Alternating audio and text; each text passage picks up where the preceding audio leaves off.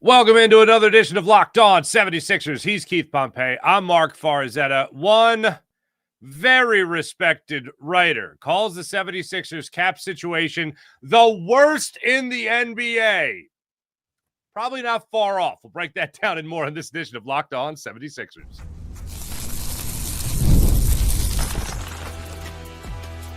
You are Locked On 76ers, your daily Philadelphia 76ers podcast. Part of the Locked On Podcast Network, your team every day. And we do thank you for making Locked On 76ers your first listen every day. Part of the Locked On Podcast Network, your team every day. Keith Pompey. I know it's not been a great offseason for the 76ers here. I know that this had a lot of worries, not a lot of bright spots, unfortunately. We found little glimmers of hope and light here and there throughout the offseason that will certainly, we at least hope, will again turn into something during the regular season. But I saw this story over the weekend from Eric Pincus, who writes for Bleacher Report. And he wrote this story on the 76ers and the 8 worst cap situations in all of basketball. Spoiler for Sixers fans, at number 1 is your Philadelphia 76ers. Keith, we've talked about it a lot when it comes to Joel Embiid's contract, And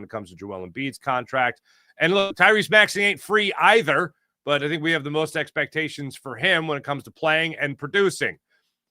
Does it hit the ears as something that's about right when it comes to the situation that the Philadelphia 76ers are in with the cap?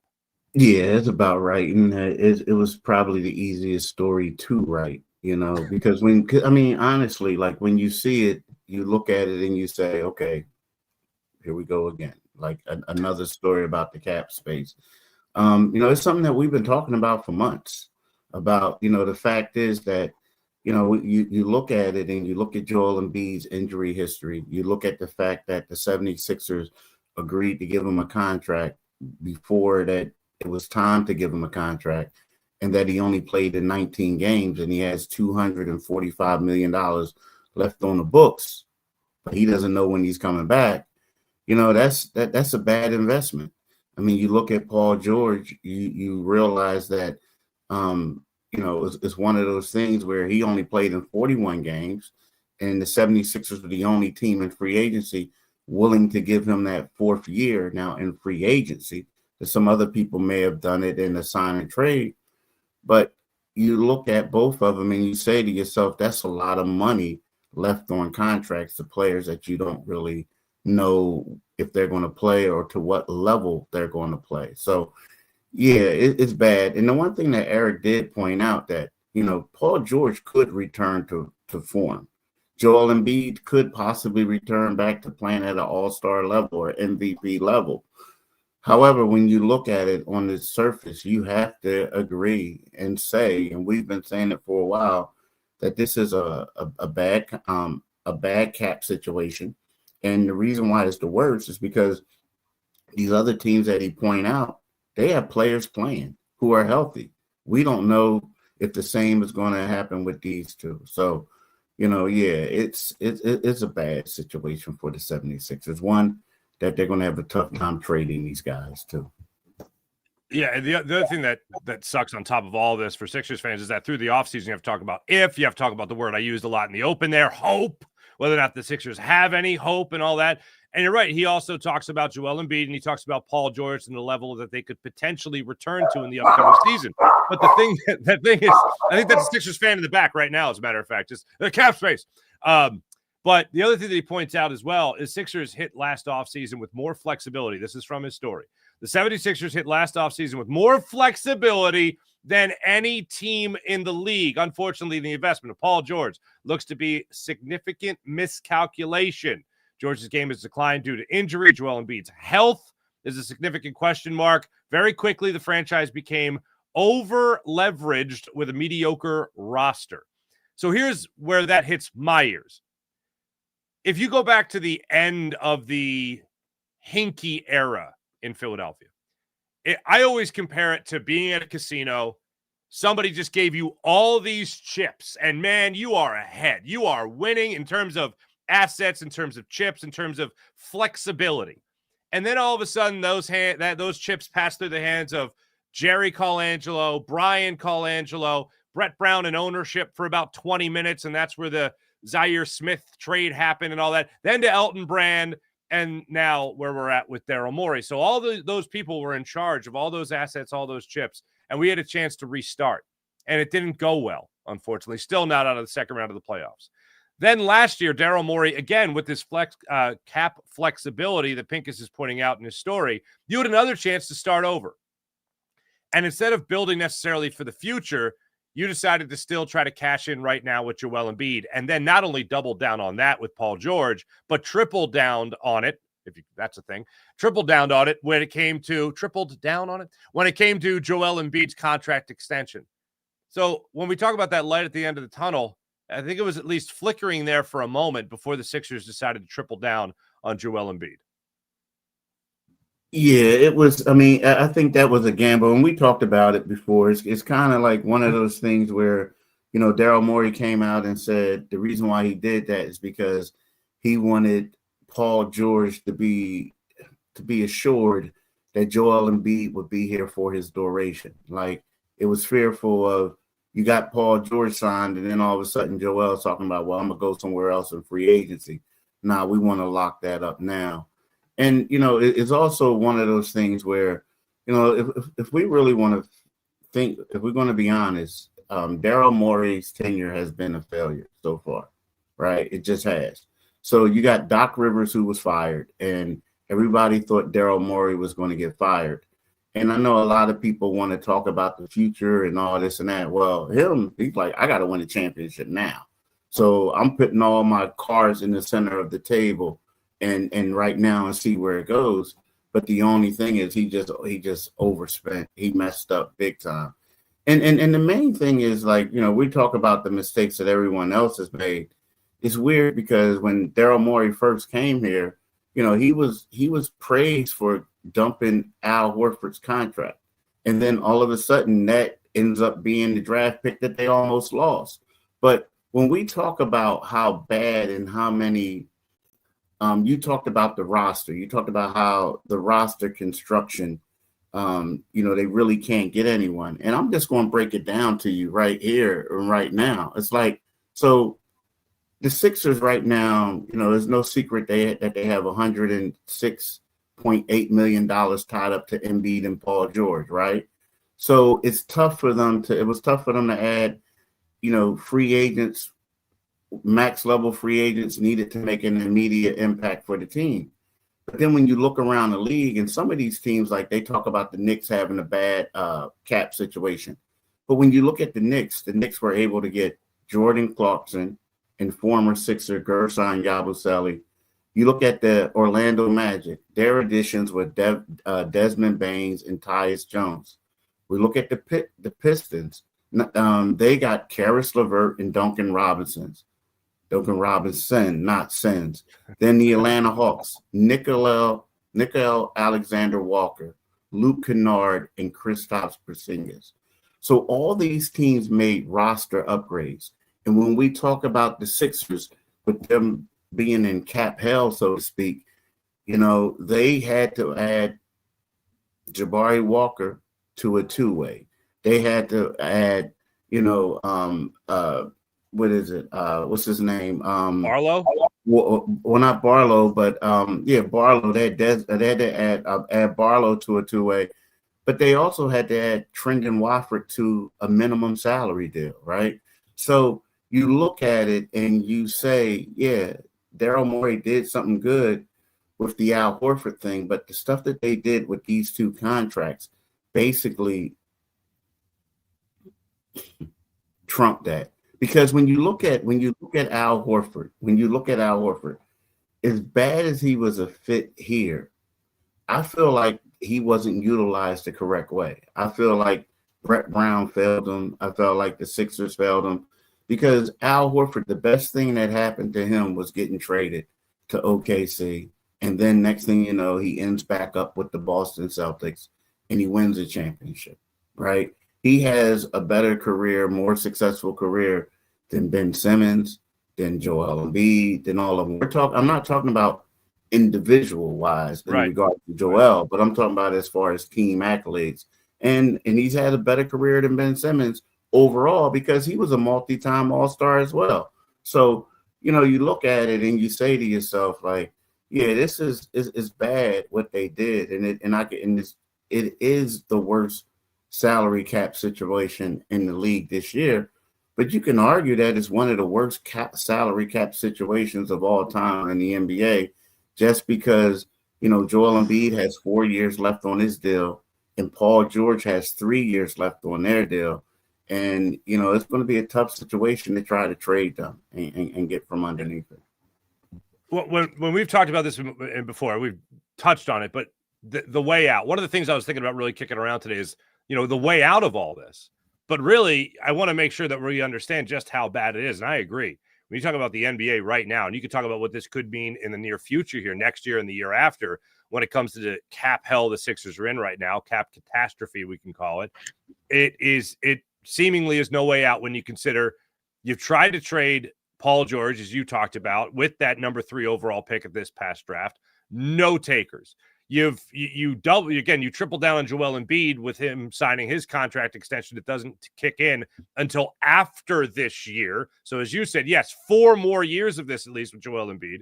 The only way out of this is that it's not as bad as we think it could be, where Joel Embiid is somewhat healthy, where Paul George is healthy. Tyrese Maxey continues to improve. Jared McCain, Quentin Grimes, all these guys. VJ Edgecombe is back than what we, adds to this roster more so than we expect him to as the 3rd overall pick. The only way out is this team is, first off, better than we think it is. And then second, the younger guys take over for the future. That's why when we talked about last week, the idea of being more excited about being more excited about Tyrese Maxey and VJ Edgecombe and Jared McCain and being able to retain Quentin Grimes. Would you be excited about that core if you didn't have Paul George here? If you didn't have Joel Embiid here and all that was wiped from the books, would you be excited about how this group would grow up together essentially in the NBA? And even that just seems like such a far cry due to the reality of the injury bug in the 76ers. Yeah, you would be a little bit, like we talked about it. Yeah, you would be a little bit excited, but at the same time, you know that will be for the future. You know what I mean? Let's see. And even with still, it's kind of like, you know, no offense, but you're looking at certain players to see if they could, you know, elevate their game and become that guy. Because right now, no one knows. As much as we look at Summer League, as much as we look at these Rico Hines tapes, as much as we look all that, the true test comes when they're out there playing in the games. Can they really make a difference? Are they any better than the guys that they had out there in years past who were hyped up as well, and then a couple years later they were traded, right? Now, I will say this. There is another way that they can get out from underneath these contracts, right? At least one of them. And I'm saying it could be Paul George, right? So let's just say if Paul George doesn't play to the level that the 76ers feel that he should play at, even at the end of next season. I think that an option is what they can do to Paul George, what the Milwaukee Bucks did to Dame Lillard, where they can waive him and then the team can stretch his contract, right? That will enable them to reduce the salary hit and create space to possibly sign somebody in free agency, right? So I think that that's something that the team is possibly considering, you know, at this particular time, not for this upcoming season, but for, like, let's say, okay, well, we want to give it a chance to see if it could work out. But if they deem that it can't work out, because if Paul George looks bad this upcoming season, you're really not going to be able to trade him. Now, you may be able to take him to a team the year after that for a team to just eat his salary, right? Something like that. But I feel like the best thing is if he doesn't look good and you can't trade him, do exactly what the Milwaukee Bucks did with Dame, is waive him and stretch his contract to reduce a salary cap hit. All right. When we come back, there is one other guy that we want to talk about. It is a guy that is a younger member of the 76ers who's actually playing basketball right now over in Europe. We're going to break that down when we return. This is Locked On 76ers on the Locked On Sixers YouTube channel. Back after this. And right now, I want to tell you about Monarch Money. Hopefully, you guys are taking advantage of all Monarch Money has to offer. Most people can't name all their financial accounts or even what they're worth, whether it's a 401k, whether it's properties or investments. And when you don't have the full picture, you can end up leaving money on the table. That's where Monarch Money enters the conversation. Monarch Money is fantastic. It's an all-in-one, all-purpose financial command center. Use it as a tool that brings your entire financial life together in one clean and easy-to-use interface on your laptop or computer. Monarch Money is built for people with busy lives. Sound familiar? If you put your organization skills off when it comes to the finances, you got to take care of it with Monarch Money. Monarch is just for you. Monarch does the heavy lifting for you and also helps you accumulate wealth. So maybe you're saving for that new car, maybe that big vacation, maybe for the kids to go to college. It puts it all together for you without you ever having to touch a spreadsheet. Monarch Money. Use promo code LOCKEDONNBA at monarchmoney.com. That's promo code LOCKEDONNBA at monarchmoney.com. And use that for half off your first year at monarchmoney.com. That's 50% off your first year at monarchmoney.com with promo code LOCKEDONNBA at monarchmoney.com. And we also want to tell you, our listeners, we have an important request for our listeners and for our viewers here at Locked On. We want to make sure you guys know about our listener and viewer survey. We want to hear from you. We put together a survey to learn more about our listeners to make our favorite and your favorite podcasts even better. This is your chance to tell us what you like, what you don't like, what you want to see more of, what you want to hear less of, and answer questions about our advertising as well. Go to lockedonpodcast.com/survey. That's lockedonpodcast.com/survey to get started. Everyone who completes the survey will be entered for a chance to win a $100 Amazon gift card. Use lockedonpodcast.com/survey, and you can also find the link in the show notes below. Thanks for helping us out here at Locked On Sports. Keith Pompey, our man Adem Bona, having himself a nice little game over there playing in the Euro League, helping out Turkey defeat the Czechs. How about that? Adem Bona is having himself a nice little tournament so far. Comes up with 17 points, comes down with a few rebounds as well. Looking athletic in the few clips I've seen so far of him playing over there. Adem Bona, we've talked about his role. We'll get into that a little bit more as well. But Adem Bona playing over there in Euro. It can only help his game continue to grow. Yeah, it can only help his game continue to grow. It's funny because he shot at a high percentage in the NBA this past season. He shot 70.3%, right, from the field. Well, in this EuroLeague play, in this tournament, he's shooting 70.3% from the field. So, he's basically doing what he did last year. And I actually think that the international game, he's a guy that's hard to stop in the international game because of his athleticism. He can get out and run. He can do a lot of things. Typically in the Euro game, they have these big centers and they want to play more of a half court set. But with him, since he's so athletic, you could take advantage of that because they don't have, in my opinion, those countries have mobile centers to be able to keep up with them. Now, again, they do have some guys who are athletic, and we see a lot of bigs over there who can step out and they can play different positions. But I'm talking about the traditional centers, so to speak. I feel like that he could take advantage of these guys, and he has been doing that, with the shooting 70.3%. His rebounds are only 4.2. He's averaging 1.2 blocks. But again, he's taking advantage of a lot of mismatches and having big games, getting dunks and doing all types of things.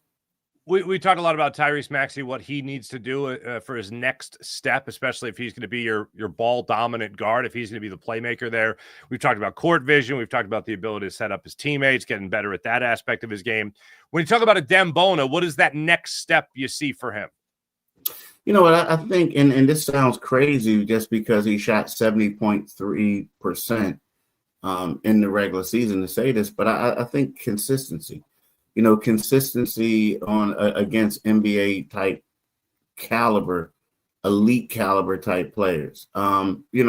He had a great game against Giannis and in the Milwaukee Bucks. I mean, he was out there beast moding people, dunking on people. He played a hell of a game.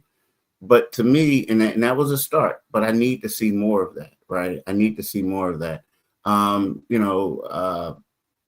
But aside from that, for him to be a small guy and doing and elevating this game and gaining confidence as the season has gone along, I mean, he showed a lot. The only thing is, when we look at it, aside from that game and a couple other games that he had, it was basically the equivalent of G League opponents. Because let's face it, Sixers lost a lot of games, but if they weren't tanking, their schedule was easy towards the end because they played a lot of bad teams for the most part. So he was doing that against the equivalent of two-way players, G League players. So I just want to see him show that he can do that on a nightly basis against NBA caliber players. And hopefully for him, he won't have to. He'll, do it over an extended period of time. Just come in and play hard in spot situations, giving other guys a breather. Here's what I'm looking forward to. Now, for anyone that is looking for Adem Bona to be Joel Embiid or play at that level and get that kind of production, obviously, you're probably few and far between, but that's not what I'm looking for. What I am looking for, if Adem Bona is getting the majority of the center minutes in the upcoming season, what I am looking forward to is seeing a center that runs the floor as well as he does with a young team of guards that are looking to run the floor to begin with. That's not something you really see with Joel Embiid. Now, that's just not part of his game. Can he do it when he's healthy? Yeah, he can, but not every play. And Adem Bona has it in him to be able to do that on every type of play. So one of the things I got to look forward to, if I am looking at this season as being what I'll call a developmental year, in the event that Paul George and Joel Embiid aren't nearly as available as the most optimistic Sixers fan expects them to be, I'm looking forward to seeing Adem Bona take that next step, not just being able to run the floor, but finishing at the basket, continuing to be strong, and continuing to put his athleticism on display. Because with him as your majority center, I'll call it, he looks like a guy that can keep up with this young guard-based team more so than Joel Embiid can. Yeah, he can. That could be his role. The only question that I keep having for him, and that's why I need to see more of it, is just I know he's listed at 6'8", but at 6'10", but he's actually 6'8", right? So I just need to see a little bit more of that on a nightly basis. I want to see how teams are, if they're going to get physical with him. Now, don't get me wrong. He talks a lot of smack. He gives elbows. He does all that stuff. He keeps yapping. But, I remember when they went up against the Minnesota Timberwolves, he was doing some yapping. And then next thing you know, he ended up on somebody's poster. We're talking about Anthony Edwards. You remember that dunk? Yes. Do you remember that dunk?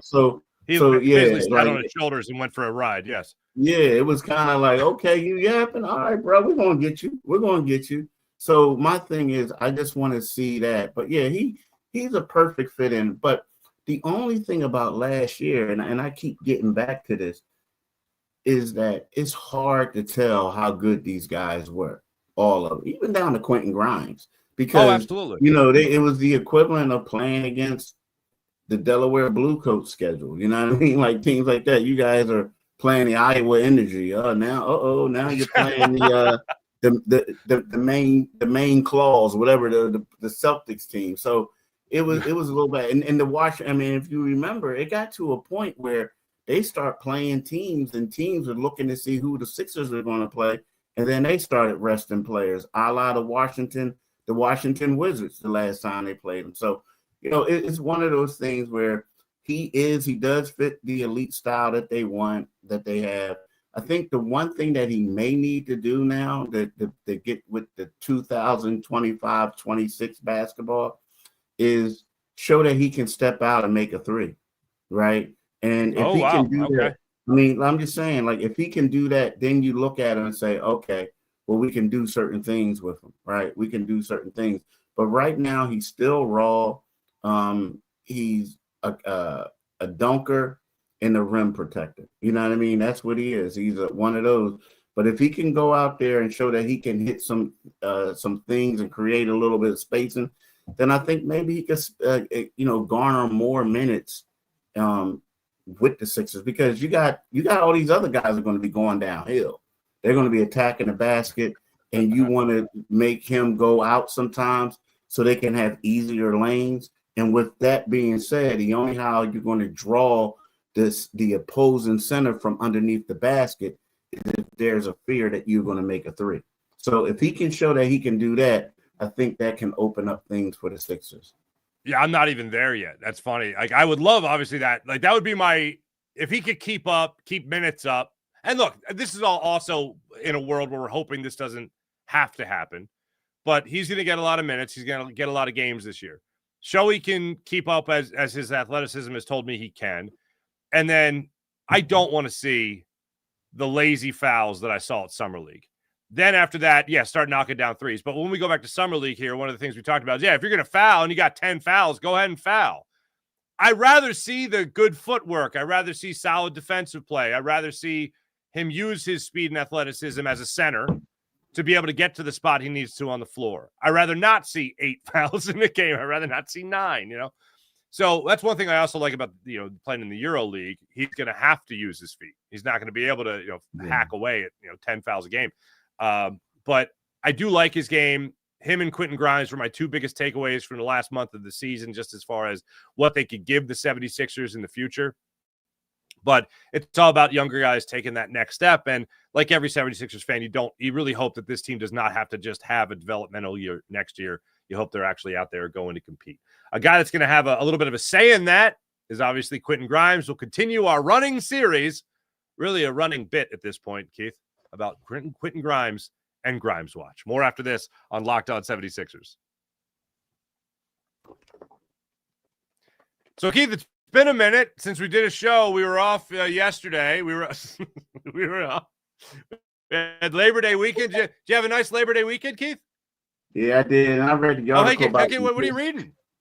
Oh, man, I read when J.J. Redick was here, and he had 31 points with 8 3-pointers to lift the Sixers to a 116-115 victory over the Orlando Magic. Now, this was back when did that. Was back on October the 20th, 2018. That's when everybody was loving J.J. Redick.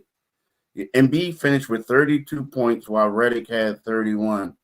Yeah, I read that because I knew that I wouldn't be reading or no sources would be telling me anything about Quentin Grimes signing yet.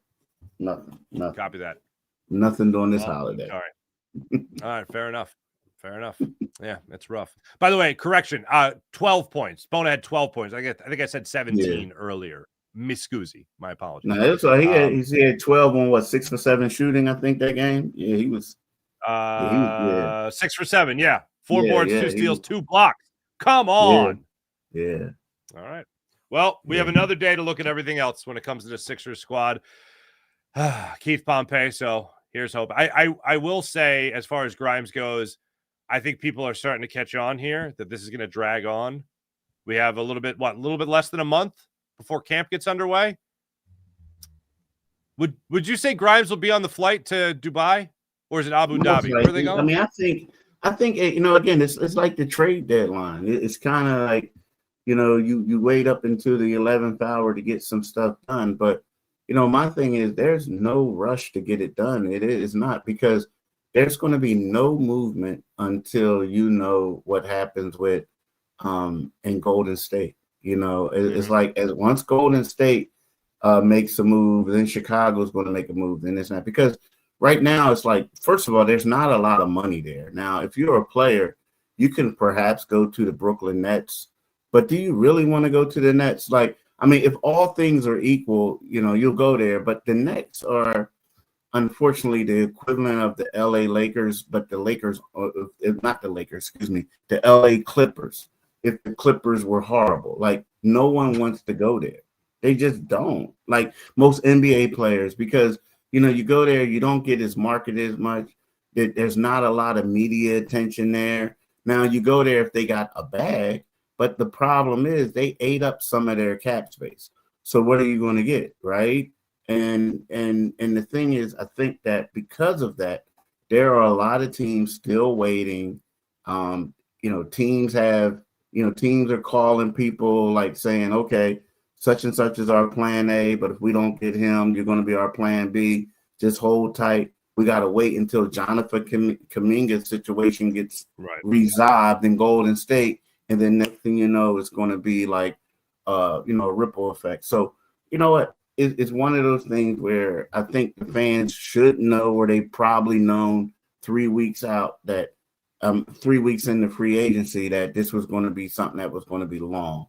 And, it's kind of like, in free agency, LeBron James and guys like that get signed first, and then it goes down and down and down. And now we're talking about restricted free agents, and, teams want to see what the market is before you give Grimes a lot of money, or the Sixers do. So fair enough. His name is Keith Pompey, covering your Sixers for damn near a decade and a half. I'm Marc Farzetta. Been talking Philly sports with you for about 20 years now. Ladies and gentlemen, that's the program. We'll be back with you guys tomorrow to break it down further when it comes to your 10-9-8 76ers. Until then, like and subscribe on Locked On 76ers. We appreciate you guys joining us here for this live edition of Locked On 76ers. And don't forget, Locked On 76ers, ladies and gentlemen, it is only the beginning. Do yourself a favor. After making Locked On 76ers your first listen today, how about for your second listen, you check out Locked On NBA. All you need to know to be the most informed 76ers fan and the most informed Locked On NBA fan. So do what many have done already. Like and subscribe to Locked On NBA on YouTube or wherever you listen to your podcast. Make sure you check out Doug, Matt, and Hayes and listen to all they have to offer when it comes to Locked On NBA. That's Locked On NBA, your team every day, wherever you get your podcast on the Locked On NBA YouTube channel. Thanks for watching. Thanks for listening. Be back with you guys tomorrow. See you then.